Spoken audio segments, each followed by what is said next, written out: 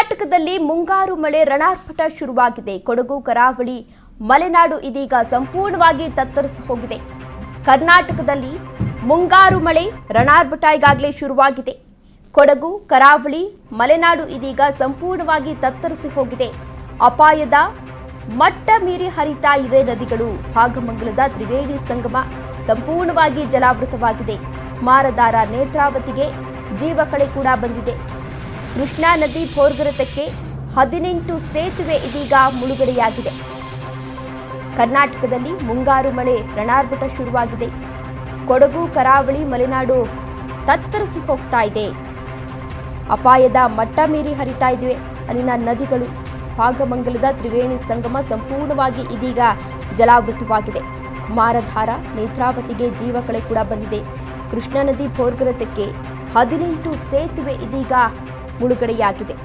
ರಾಜ್ಯದಲ್ಲಿ ಮುಂಗಾರು ರಣಾರ್ಭಟ ಈಗಾಗಲೇ ಆರಂಭ ಆಗಿದೆ. ಅದರಲ್ಲೂ ಕೊಡಗು, ಕರಾವಳಿ, ಮಲೆನಾಡಿನಲ್ಲಿ ವರ್ಣಾರ್ಭಟ ಮೇರೆಯನ್ನ ಮೀರಿದೆ.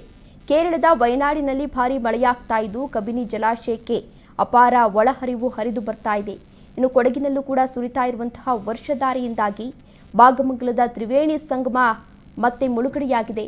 ನಾಪೊಕ್ಲು, ಮೂರ್ನಾಡು ಸಂಪರ್ಕ ಕೂಡ ಕಡಿತ ಆಗಿದೆ. ಇನ್ನು ಕೆಆರ್ಎಸ್ಗೂ ಕೂಡ 50,000 ಕ್ಯೂಸೆಕ್ ನೀರು ಹರಿದು ಬರ್ತಾ ಇದೆ. ಜೊತೆಗೆ ಜಲಾಶಯ ಭರ್ತಿಗೆ ಇನ್ನು ಕೇವಲ 3 ಅಡಿ ಮಾತ್ರ ಬಾಕಿ ಉಳಿದಿದೆ. ಅತ್ತ ದಕ್ಷಿಣ ಕನ್ನಡದಲ್ಲೂ ಕೂಡ ಮಳೆ ಮಹಾಪರ್ವ ಶುರುವಾಗಿದೆ. ನೇತ್ರಾವತಿ, ಕುಮಾರಧಾರ ನದಿಗಳು ಅಪಾಯದ ಮಟ್ಟವನ್ನು ಮೀರಿ ಹರಿತಾ ಇವೆ. ಶಿವಮೊಗ್ಗದಲ್ಲೂ ಕೂಡ ಚಂಡಿ ಮಳೆಯಾಗ್ತಾ ಇದ್ದು ತುಂಗೆ, ಮಾಲತಿ ನದಿಗಳಲ್ಲಿ ಪ್ರವಾಹ ಕೂಡ ಉಕ್ಕಿದೆ.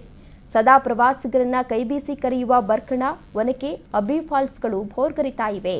ಶೃಂಗೇರಿ ಮಠದ ಕಪ್ಪೇಶಂಕರ ಮತ್ತೆ ಮುಳುಗಡೆಯಾಗಿದೆ. ಇನ್ನೊಂದೆಡೆ ಮಹಾರಾಷ್ಟ್ರದಲ್ಲೂ ಕೂಡ ವರ್ಣಾರ್ಭಟ ಆಗ್ತಾ ಇರುವ ಪರಿಣಾಮ ಉತ್ತರ ಕರ್ನಾಟಕದ ಕೃಷ್ಣಾ ಹಾಗೂ ಅದರ ಉಪನದಿಗಳಿಗೂ ಕೂಡ ಜೀವಕಳೆ ಬಂದಿದೆ. ಅದರ ಪರಿಣಾಮವಾಗಿ ಇದೀಗ ಬೆಳಗಾವಿ ಭಾಗದ 18ಕ್ಕೂ ಹೆಚ್ಚು ಸೇತುವೆಗಳು ಮುಳುಗಡೆಯಾಗಿವೆ.